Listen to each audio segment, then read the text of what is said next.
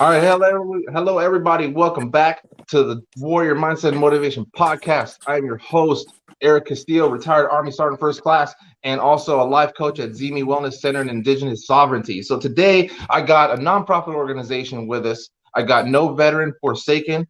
They're new, up and coming. They hooked me up with a shirt. Fits good, looks nice. I got the founder down there, Christian, and then I got the director of the operations, Cody, and they're all about just getting the help that veterans need, because veterans, we need help. We got a high suicide rate, and we're trying to knock it down, and just all the multiple resources that are out there for veterans, we're trying to do that.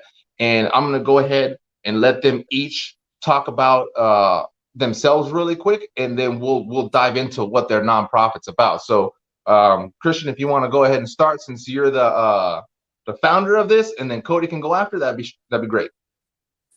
All right. My name is Christian Luis Sanchez. I joined the Army like a week after I turned 18.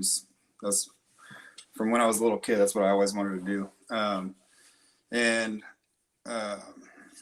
We served. Me and Jenkins served together at 10th Mountain, Triple Deuce, and we went to Afghanistan in 2010. And somebody who was very close to both of us, who was actually my roommate in the barracks back in Drome. We lost him there, Springer. That's I got a tattoo for him on my shoulder. He was one of the motivating factors behind this, as well as many of the other ones that we lost. We lost more brothers from our unit after being back than we lost there. And we know that's the same case for a lot of guys. So, after the Army, I went through struggles like everybody else, finding employment and stuff, depression and all the mental issues. But, a lot of times you don't want to talk to the guys you served with about that. You see like social media these days, everybody puts everything out there. You're like, oh, I don't see them struggling, I'm not going to let them know I'm struggling. I went through that myself. We want to change that. Let guys know that, you can reach out. Anyway, so I was struggling a lot. And then I worked 3 jobs. My wife now, Alyssa, she was pregnant with our first son, and I was working 3 jobs trying to save up money for our own place, because we didn't have a place of our own. She was with her mom, and I was sleeping in my car in between work shifts.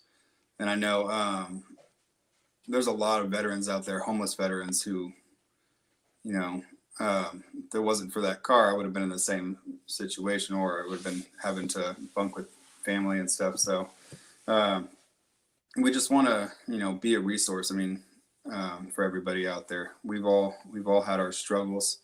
I landed an amazing job at an oil refinery, but due to COVID, it shut down. And I used the severance money from that to start this up. I saw a lot of guys that I was there with were trying to invest and start a business of their own. I couldn't figure out what. I'm just a grunt. I'm like, what am I gonna do? I'm like, I don't know. And then I just started thinking of, I was talking to people, and everybody was, that cliche, if you do what you love, you'll never work a day in your life. I just started thinking, like, what do I really want to do? And I think about Springer every day. I think about Evans and some of the guys that we lost, and I was just like, I want to do something to help other veterans, help other guys that are struggling, and let them know what's going on. Let them know that we're here for them. Then that's when the wheel started turning, and I was like, that's something I want to do. And then I was just thinking, there's organizations already out there. There's organizations that, help in so many different ways. They feed homeless veterans. There's, crisis hotlines. We kind of wanted this to be something that's all encompassing, you know, no veteran forsaken, no veteran is left behind, no matter what their struggle is. So even if somebody doesn't feel like, oh, so veterans like, oh, you know, I don't have PTSD or I'm not homeless, you know, how are they going to help me? You know, if you're struggling with finances, you know, we've all been there. At one point, I sold PlayStation, I sold video games, I sold stuff to buy diapers. You know, the times are hard sometimes, and you know, we want to be a resource that's there to help guys. There's just no veteran forsaken. If there's a veteran that's out there that needs help, we want to be there for him. That's kind of where I came up with the name. Is that just I didn't want to leave anybody out of that. Right, and that's super cool, man. Like just the thought process. And usually when it comes to doing something like this, there's always like a motivating factor behind it. Like you always hear, I don't know if you guys hear, but people always say, "What's your why?" You know, and if you don't have your why, then you're not gonna really have a direction unless you got your why. So like, why are you doing this? Whether it's for your kid, or whether it's for a fallen comrade, or whether it's for your family. For yourself is implied, because that you should do stuff for yourself also. And it's just, I think that's when it comes to encompassing this nonprofit, it's for the why. So I think now we'll go ahead and shift it over to Cody so he can introduce himself and his little bit of background for his service and things like that also. Yeah. Hey, so like Christian said, we were in 10th Mountain together, triple deuce, bunch of knuckle draggers. And we were really good at what we did. There was that camaraderie. And so we deployed in 2010. My knee got completely blown out, reconstructive surgery. Couldn't do that 2-mile run on that asphalt anymore. Like there's a softball in there every time. So medically discharged out. So it's even harder leaving the military when it's not your choice. I would have been a lifer. I loved everything about it. It made me feel invincible at times. It's the feeling ever to know that your brothers have your six. The 2010 deployment, it was hard on a lot of people. For Springer, I have a similar story. I wasn't in the barracks with him, but we shared something kind of rare where we ended up at Benning together for basic training. We went through basic training together, OSIT, and then ended up at drum together, same battalion, same company, get on deployment. We're in the same platoon. Nice. So we transformed together. And that was our special bond. Is we're a bunch of dummies going into. I didn't know when I went into MEPS, you know, did good on my GT score and ASVAB, and they're like, "What do you want to do?" So, whatever leaves the quickest. 11, or it was 11 X-ray, right? And I'm like, "What the hell is that?" And they're like, "Kicking in doors and finding bad guys." I'm like, "Yeah, cool, all right, I can do that." That's what they did for me. They're like, "You want to blow stuff up from far away?" Sure, that sounds cool. Like, I'll do that. Like, sold. So done. Yeah. So I 2 weeks later, I'm in Fort Benning, Georgia. You know, I'm from Washington State, so culture shock all the way around. Had to sign a waiver that said if I did PT, they wouldn't kill me, like I wouldn't die of, a heart attack. 360 pounds going into basic, left at 235. It was a transformation, and so to move to Fort Drum and go on this deployment with those guys, we didn't have a lot of time to bond when we got together because the deployment was scheduled and we were off to the races. And then coming back, it was a struggle, man. And so when I got out, I had no money. I didn't have anything. My grandpa had to come and save me and drive me from New York back to Washington. And I didn't know what I was going to do. I had no plans. So I've been struggling for a while now. Ended up going to school at Wyotech, use that Voc rehab. You get in there and found out I'm allergic to diesel.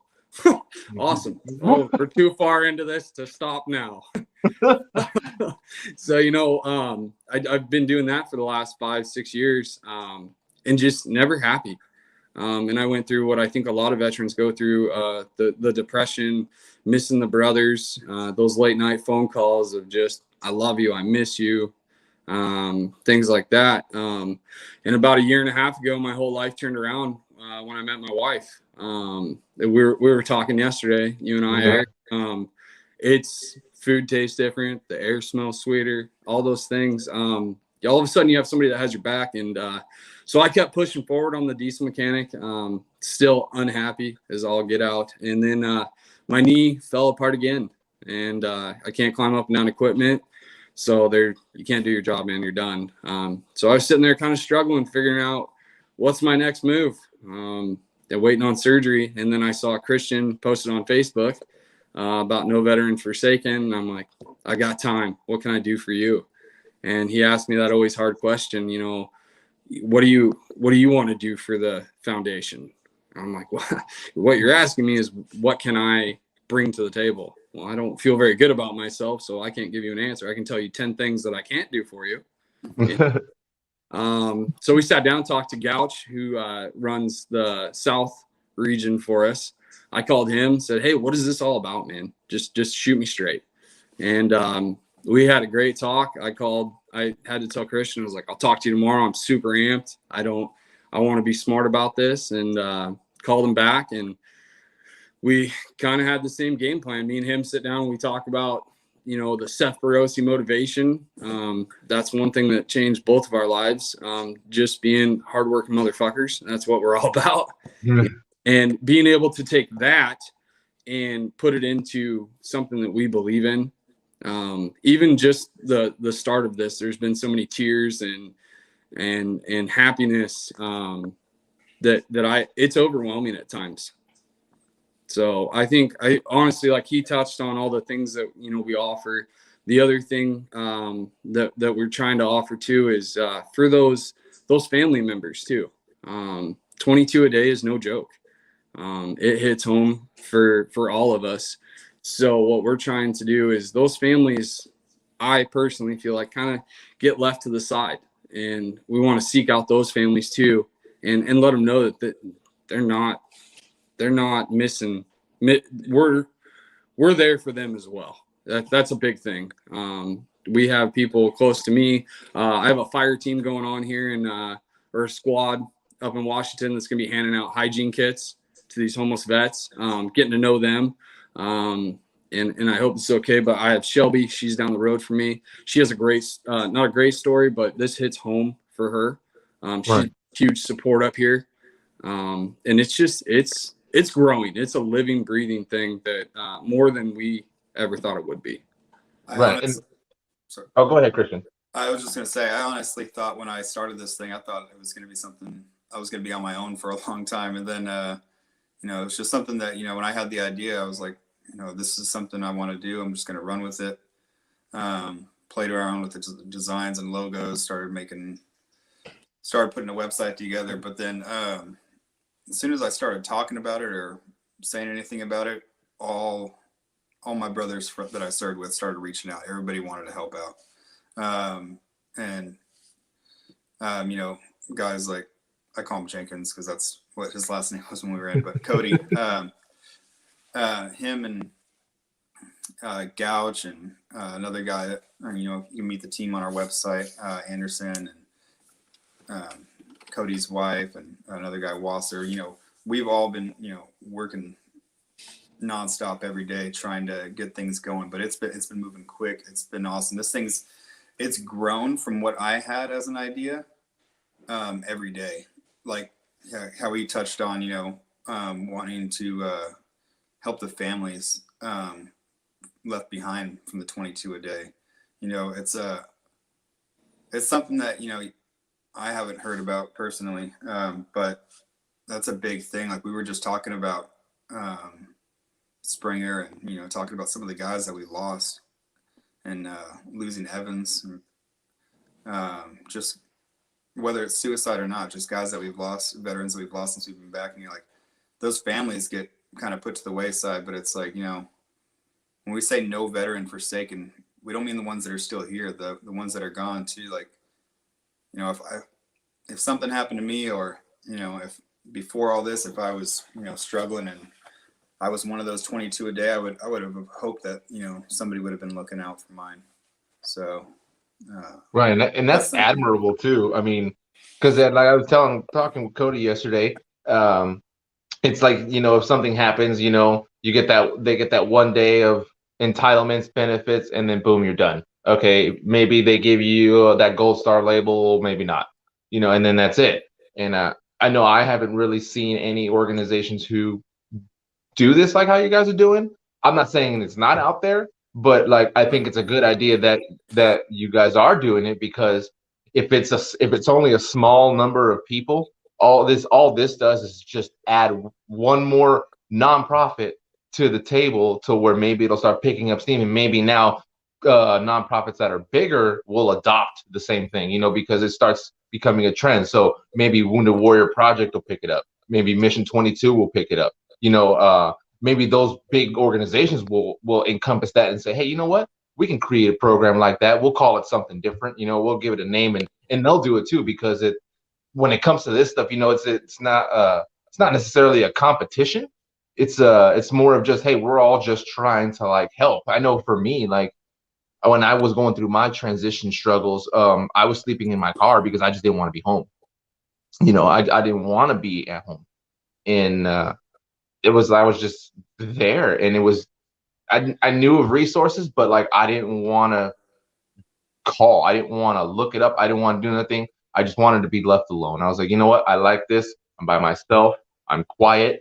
Like I'm all good. And even at that point, I was like, shoot, I wish someone would call me and send me back to Afghanistan or Iraq, because I felt safer over there. Like, I mean, yeah, I live in a little FOB or a little combat outpost, but I feel safer there than I did here, And it's like, over here, I don't know who the hell's with. At least over there, I know who's trying to kill me. Like I know what my day-to-day is over there, because it's a routine. You have a routine for a whole year, 12 months plus, or however many months you're there. You know what you're doing every day.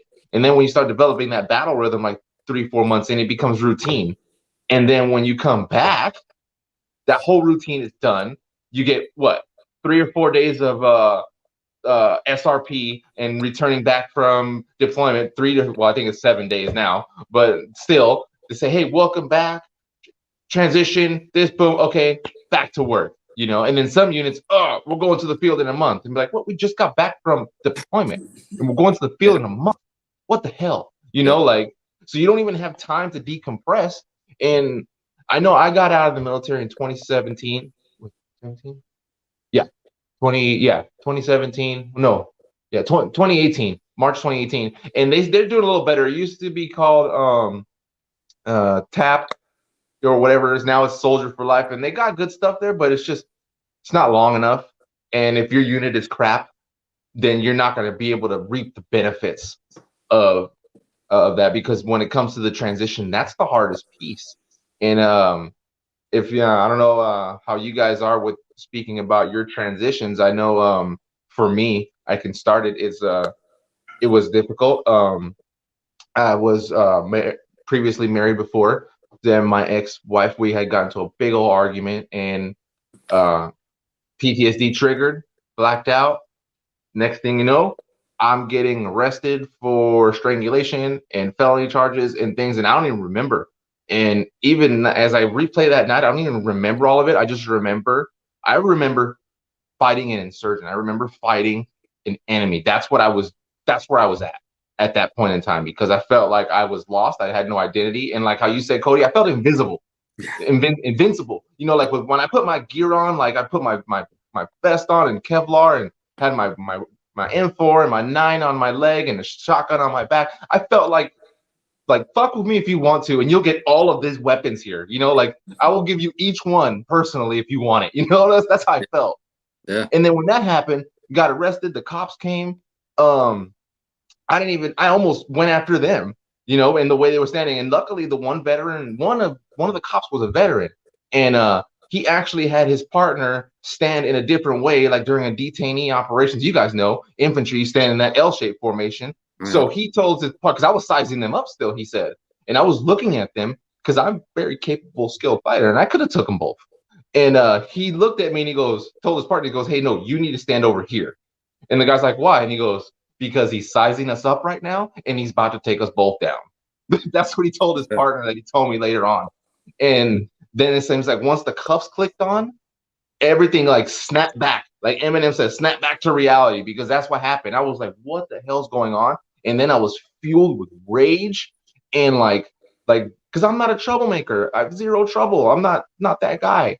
And then I got put into a veterans treatment court program. And during that point, I almost committed suicide twice because of just everything. Everything came crashing down.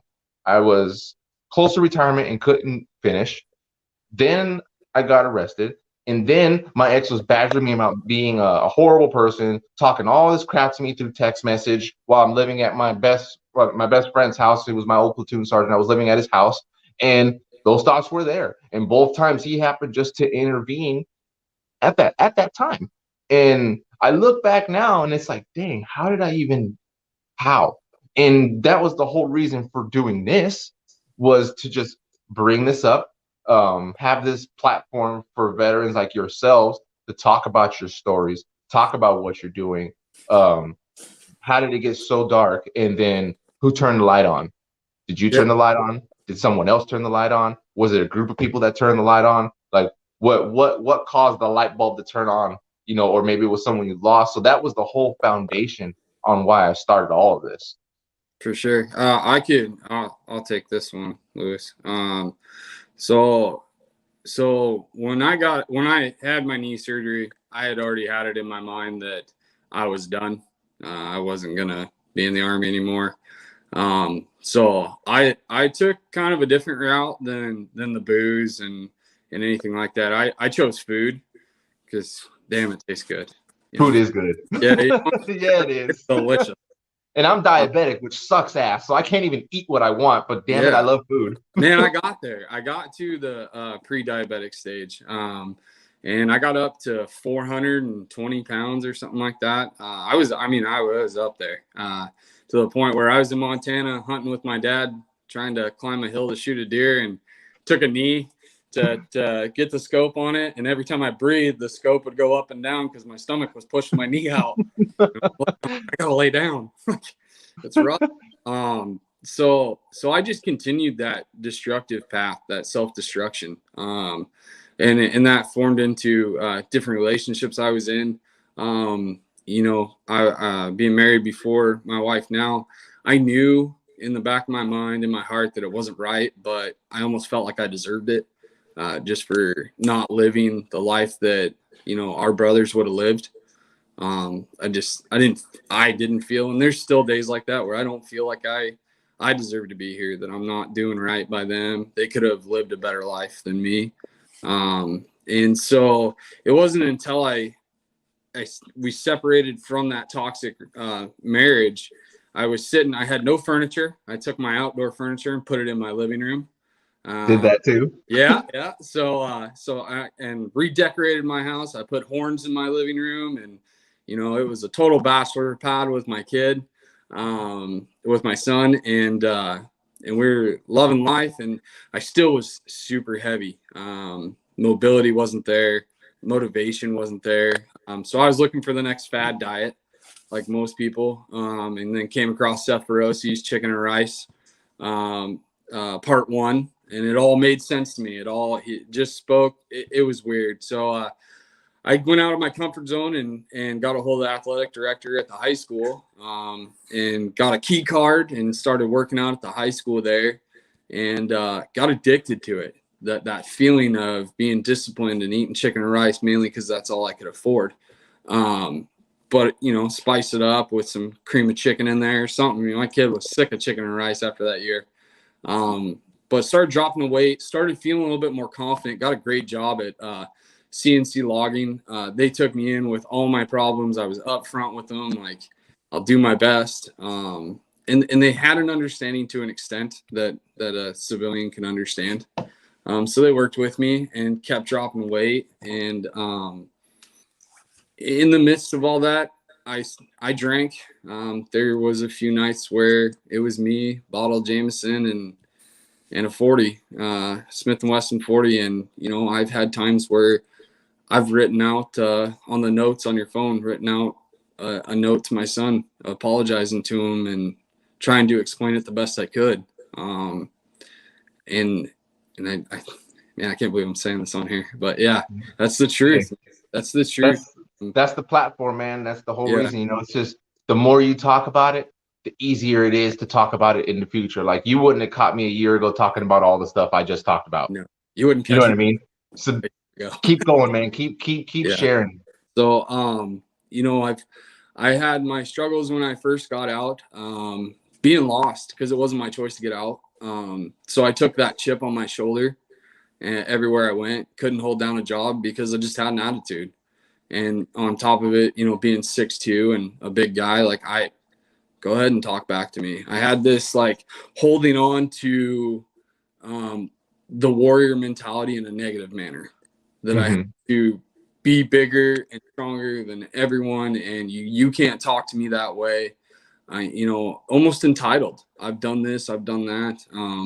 And that was all the way up until a year and a half ago.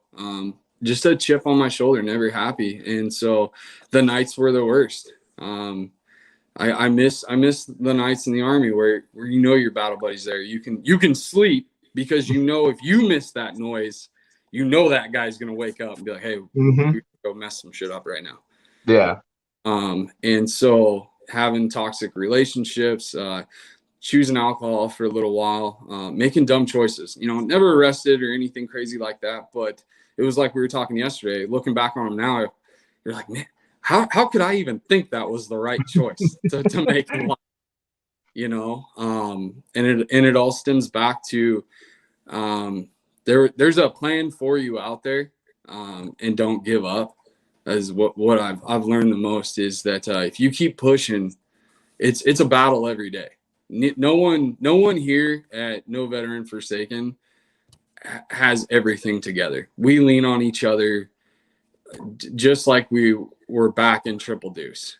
I know that I lean on Christian for motivation when those days hit me, and vice versa. He's like, tell me something good. Give me a Seth Barossi quote, something.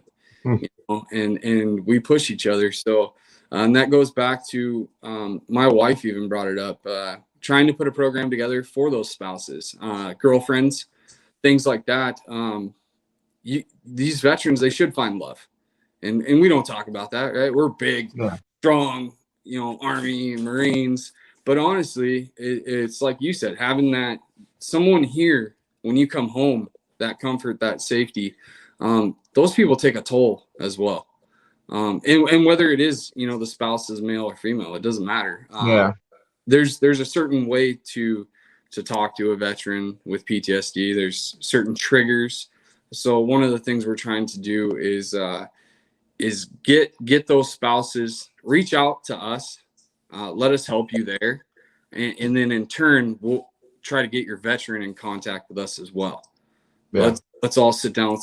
Let's help each other, because I don't know where I'd be without my wife right now. And that's one big eye opener for me. I know I wouldn't be on this podcast right now. I can tell you that. Yeah, no, for sure. I wouldn't have even have started this if it wasn't for mine. Like this was her idea, like, hey, you should do this. And I'm like,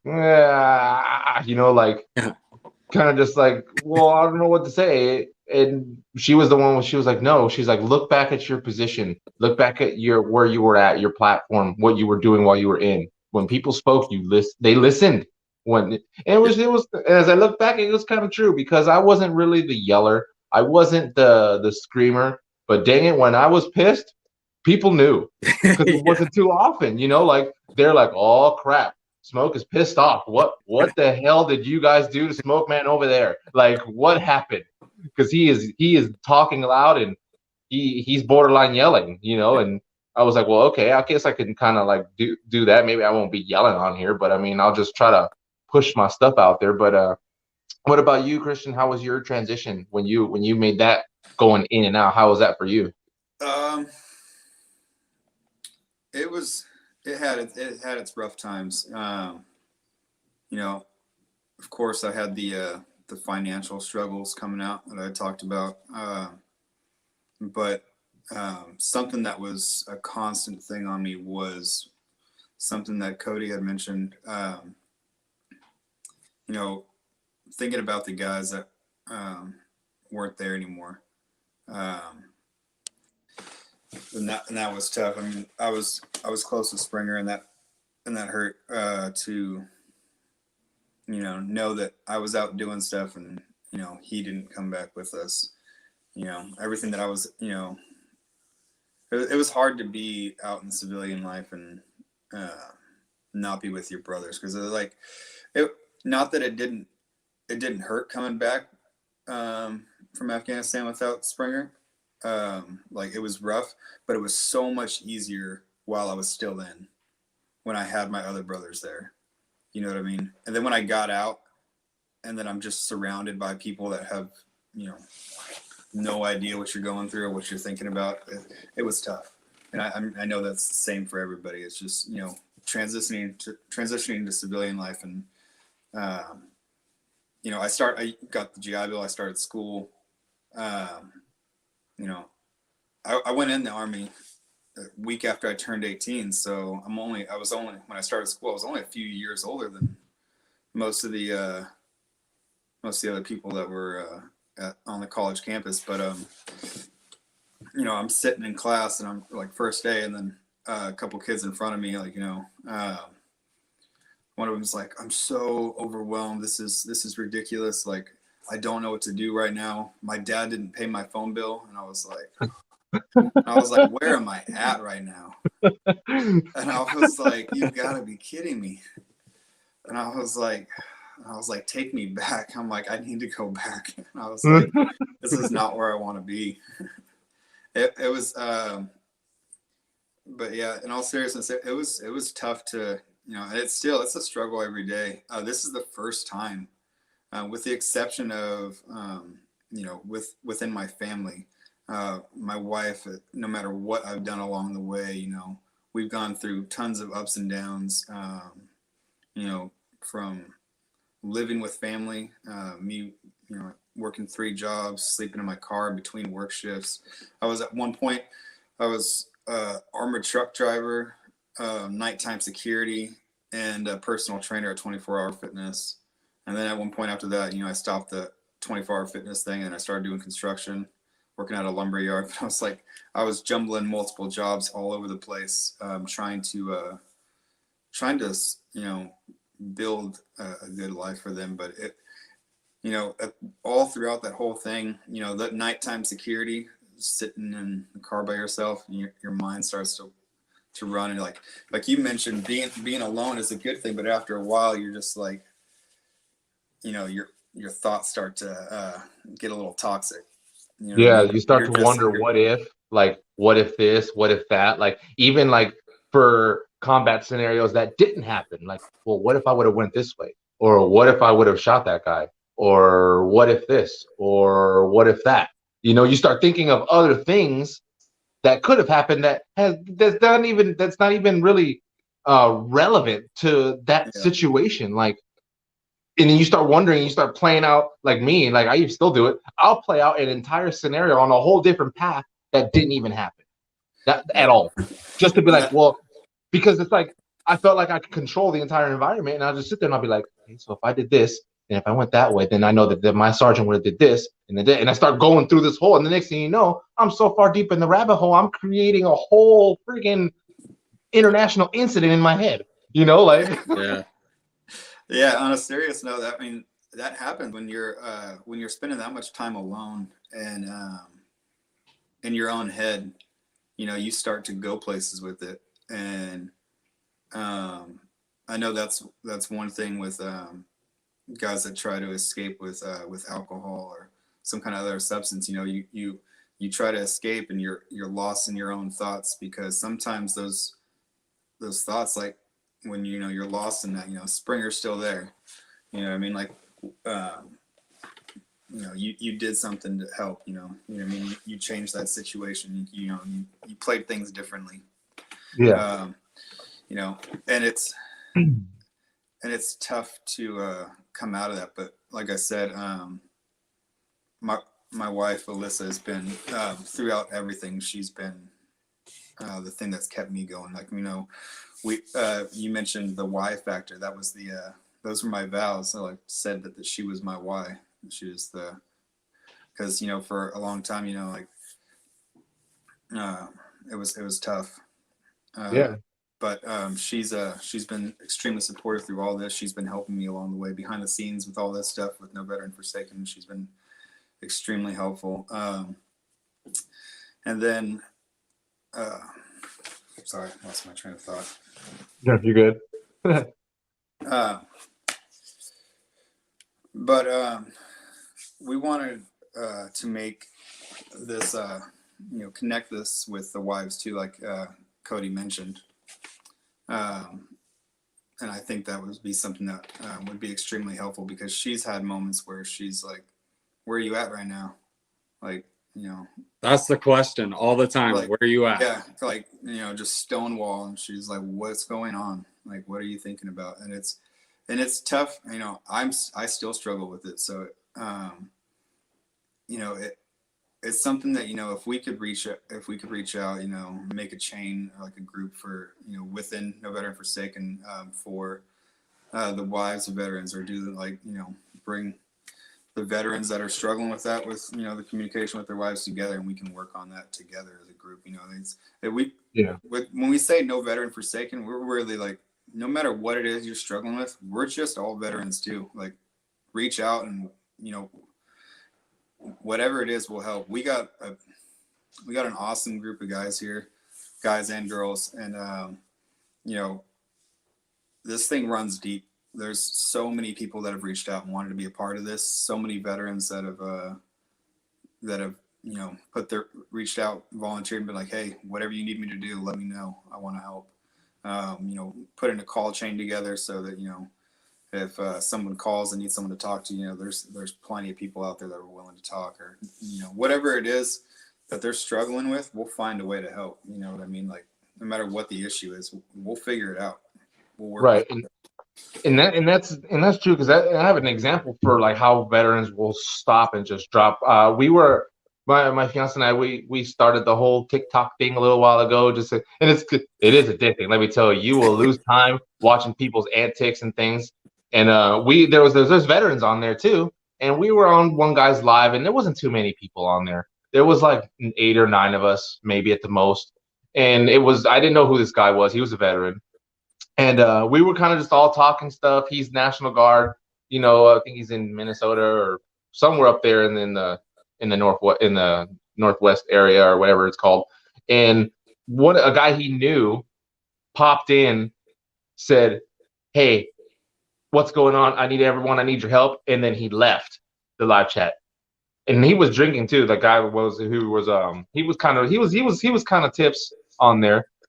And everything kind of just stopped. Like, everything was like, okay, boom, what is going on? Like, he went into like search mode, and then a couple of his moderators on TikTok was doing stuff behind the scenes, and then I got a hold of the guy through Instagram, and I was like, dude, are you good? What's going on? Like, and he's like, oh, and he was explaining just what happened. I was like, well, you need to get your candy ass back over to TikTok and freaking write in the dang chat what's going on, because everyone now is in like search mode right now. They're like people getting ready, full battle rattle, to come do something, you know. Like, especially me and my fiance were like 40 minutes from where he was. We were getting ready. We were going to go hop in the car and go, because the moderator knew where he lived. So we were about to suit up and roll out the gate and go. Yeah. And he was like, oh shit, okay. You know, and then he came on and then like explained the situation. Then everything kind of just like winded down. But it was that instant just switch of like, oh, what's going on? Is it him? Does he need help? Does someone else need help? Like, what the hell's going on? So we were about to go find him and go look for him, or maybe he knew of someone in the vicinity. So we were ready to respond. And like, that just kind of goes, Christian, to what you were saying. It's just like, no matter what, we will find a way to help. Because the one thing that, and I think veterans, need to also understand, is you're resourceful and you have networking skills, whether you want to believe it or not. Because when you're in the military and say you're planning to set up a training event or arrange, you know, getting a range set up, or even doing a class, you have to go look for that information. You have to go talk to people, and you have to go and learn how to do something. And it's nothing different. You're just going from one environment to another. So with the civilian sector, you have more resources because in the military, you're just kind of limited to like, okay, you got this unit over here, this sergeant, this whatever. But here in the civilian sector, the gates open. And a lot of veterans are entrepreneur mindset and don't even know it. That's the thing. A lot of them are. A lot of them, if you just give them a mission and a task, they'll get it done. And it's just, and a lot of it is just all, they're afraid to start entrepreneurship because they're not sure how it goes. Because there's a whole thing. Like even me, like I was still kind of like, I don't know, because I got to pay child support and this and that or whatever. But I'm running both. I'm gonna freaking get it going to where, because I don't like. I talked with this with Cody. I don't like making money for somebody else. I want to make money for myself and my family and my fiance and my kids. That's what I want to make money for. Not saying that I'm not knocking anyone that has a job. Some people like working, like the company I work at. Great company, good. But COVID really opened my eyes to that, where I was considered essential, where the other person who was not essential was doing the same thing I was doing at home. That's what got me pissed off. And that's why I was like, nope, I'm working for myself now. I'm gonna figure this animal out because it's a lot. It's not just a simple, just start a business and go. It's not that simple. There's a lot of things that go on to it. Just like I know when you guys starting this nonprofit, it's not just like, hey, let's create a web page and go. There's more to it. Yeah, it's been a nonstop thing. Exactly. I mean, I'm still every day, like we're just now starting to slow it down and do our board of director meetings, 3 times a week. But we were doing them every day, and we're like, it's just going to be a quick half-hour meeting. It turns into a 2-hour meeting, like 2.5 hours, and we're just like, dude, like there's so much stuff going on. Like, we. Think he muted. You there, Christian? Yeah, sorry. I have the do not disturb mode on, but for some reason a call came in. Oh, okay. Sorry. Go ahead. Lost where I was at. Yeah, so we have our board meetings. We were having them every day. It was getting to the point where I brought it up to him yesterday, like, hey, maybe we should do this like 3 times a week, so we have a little gap to actually get things done, and that stress is kind of off, because everybody's like in California, and then up here in Washington and down in Texas, we have 2 guys that are working their butts off, with Gouch and Anderson. And Gouch has got his YouTube channel going on right now, and Anderson is what's his job title? I can't remember. It's like an adjuster or something. It's an assurance adjuster. Yeah. Yeah. So with everything going on in Texas, he's slammed. Oh yeah. And you can see he's just stressed out every board meeting, and he's just a little guy, so we got to keep the meat on the bones. So it's just been go, and the support that we've gotten, just from my area, getting support from you, Triple X Archery, they donated over $1,200 worth of merchandise, and that was just I've known that guy for 20 years, Blake Jerome, the owner, and I was so nervous going in there. I'm not the huge people person, and I told him that up front. I said, I am nervous. If I go left or right, let me know, pull me back to the center. And I was like, hey, we're doing a giveaway. Do you want to donate anything? And he just, without hesitation, jumps up, and he's like, this has been sitting on the shelf for a while. Here's some arrows. Do you guys want a crossbow? Yeah. Who want a crossbow? You kidding me? And then the contacts that he has. People are willing to share their contacts to these higher profile individuals, where in any other way, I would never know how to get a hold of them. I'm a knuckle dragger. I got no clue. And so, and then we have the Fitty Apparel here locally. That guy, we did like I was telling you, when COVID started, the girls started a Facebook page that did like a ding dong ditch. You write down the things you like, what kind of drinks you like, candies, and somebody would grab you and then get a box, put it all together, and put it on your doorbell, ring the doorbell, and run away. And he wanted to do one for a guy. My wife nominated me. He's a veteran. He made an awesome cooler, styrofoam cooler, made it look like an army tank. and put a bunch of stuff in there. Funny note where all the crayons were gone. And he says, he's like, sorry, man, got hungry on the way. You know, and gave me a coin that he got in Iraq, and then the cuffs off of his dress uniform, which I take extremely personal and are on my bedside. And it's a reminder that there's tons of vets out there. So I reached out to him for my fire team and just my fire team alone, and it blew up. He came to my house, told me about Fitty Apparel and everything that they're doing and how he wants to help out. He's gotten us in contact with major players that just helps us grow. And his thing too is saving us our money that we're funding to get this going. He's finding ways to save money and still put out a great quality for people. We can't thank that Aaron Cox enough for that, along with Triple X Archery, setting up an event for us March 27th and 28th at the Castle Rock Archery range outside. I mean, none of that would be possible without these people. This organization, this nonprofit runs off of people donating time and resources to us.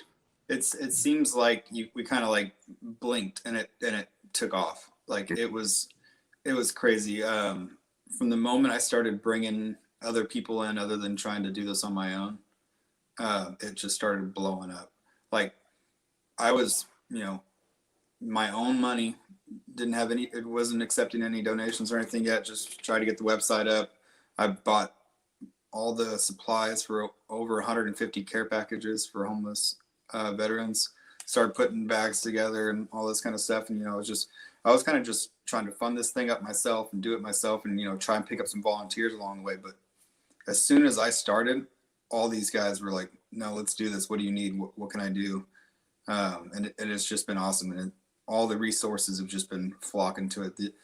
I think the name No Veteran Forsaken and letting people know that, we're not a big, huge company with, a bunch of like where you're going to get an automated machine and a bunch of civilians answering your calls. Like if you need something, a veteran's going to answer who's going to help you find out whatever it is that you need. Put you in touch with whatever resources we can. Like the amount of contacts that we've made in just a short period of time has been unbelievable. And we've got so many different resources already that we can use, that are at our disposal, that we can use to help other veterans. So it's taken off so much, and it's been awesome. Right, and it's like how you guys are saying, it's all on like who you know, and that's kind of how it started with me. I started with a guy I served with, Anthony Norwood, and then I started with just people I knew, because you got to build momentum and build traction. And then I had the Vet TV social media manager come on, and then it kind of just started picking up little by little, with the people I had coming on here, and it's still constantly like, and a lot of people don't know, I actually almost had Gary Sinnes come on but and I'll say this live, his PR manager cockblocked me and shut me down. Says he doesn't do stuff like this, which I know is a damn lie. And I almost had President Bush come on too. Same story. PR person, no, they don't have time for this. And I'm like, okay, so you're telling me at 8 or 9 o'clock at nighttime when they are at home in their pajamas, they don't have time for this? They don't have time to talk to veterans? You're a liar. That's what I was thinking. But, it's okay. I kind of just let it be. And I was like, it's cool. But they responded back, So it's like and I know because they took the time to look at what I was doing and then wrote back. And, and it just starts picking up. And that's what you guys did. Someone who knows someone oh, I know a guy here. Let me give you his number here. Here, I know this guy. Let me get I just got a number the other day for an NFL player. He plays for the Falcons. His wife was a veteran who served in combat. So I'm going to work to set that one up. Yeah. Just because I knew someone who knew someone. And same thing for you guys. It's like, I know at you guys' event that's coming up here at the end of the month, you guys are going to meet people that know people that know people. And then it'll start picking up. And that's something we've been trying to push too, is the donations and stuff, that's awesome. But, like I said, I put my severance money from when I got laid off into this, and funded all this. Our biggest thing is we want people to know what we're doing. We want to reach veterans. There's so many veterans who just need someone to talk to. Like we just want this. We want to meet. We want to get out there, meet people. Stuff like this. This is an amazing platform. We appreciate being on here. We just want veterans to know that we're here for them. No, that's cool. And as we come towards the wrapping, because we got about like 10 minutes left, because I like to keep the time under an hour, and then plus for the mind too, an hour, after an hour, it's like you're watching a movie, and this ain't no movie, even though it's a good topic, and we got people watching, but it's not like Avengers or Pirates of the Caribbean or something like that, so it's like people an army PowerPoint, get up and do some push-ups. Like I gotta tell everyone to get a break or do some push-ups or go get some water, come back, but each of you, I want each of you to leave I call it a closing statement, just for people who are watching, veterans who are watching, and then I do one after also. So we'll go with, since Christian, you went first last time, we'll go with Cody. Cody, go ahead and do yours. If you ain't got nothing cool, pass the buck down, but it'll circle back to you. Yeah, I was gonna just piggyback off of Christian there, but okay. No, I would say out of the 51 minutes that we have been on here, the one thing that we really want to stress is donations are great. Like Christian said, it's awesome. It funds what we're doing, but we're here for every veteran.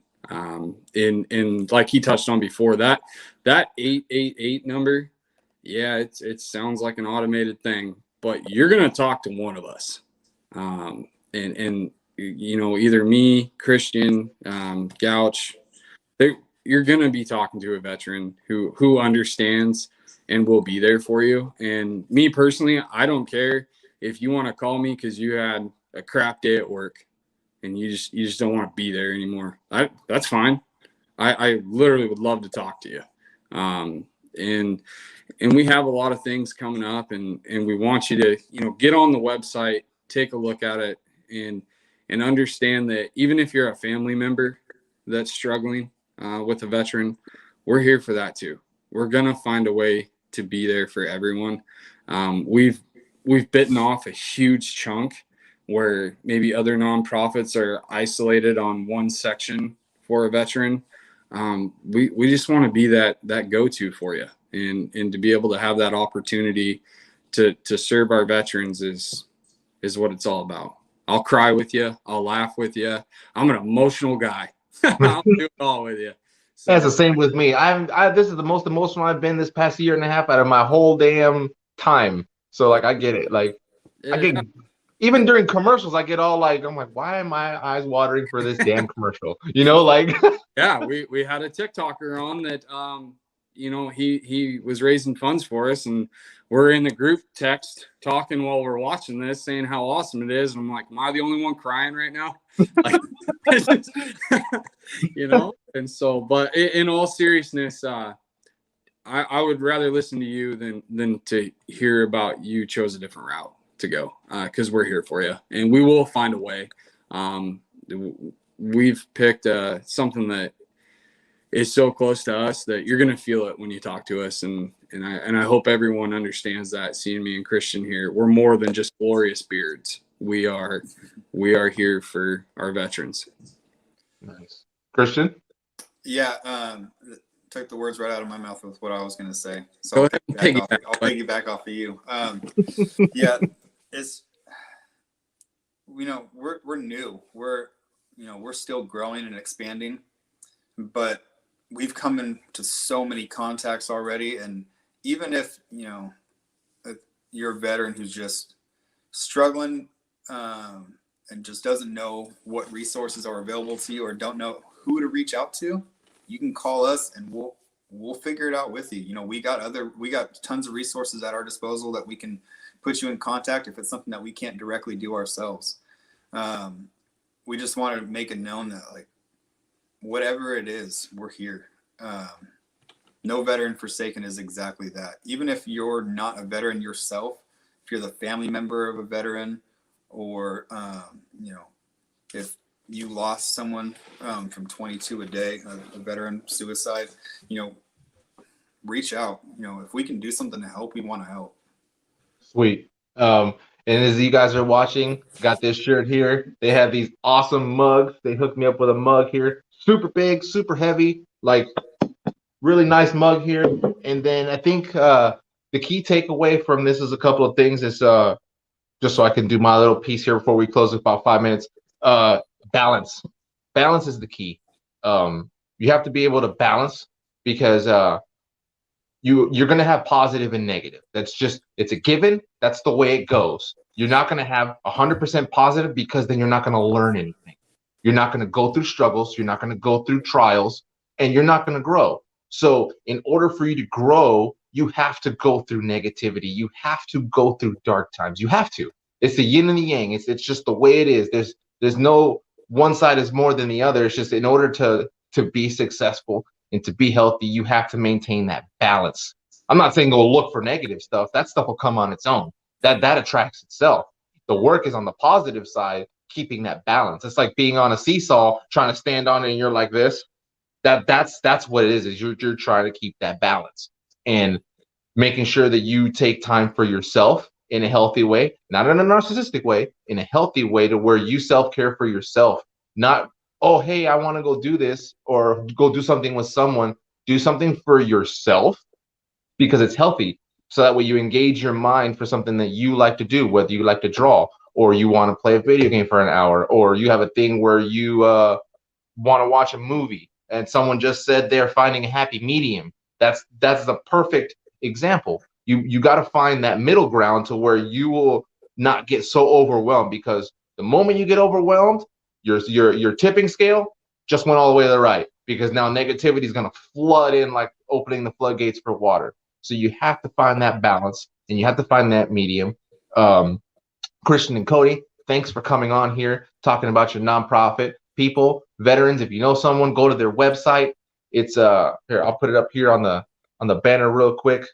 Right there. Lost my camera.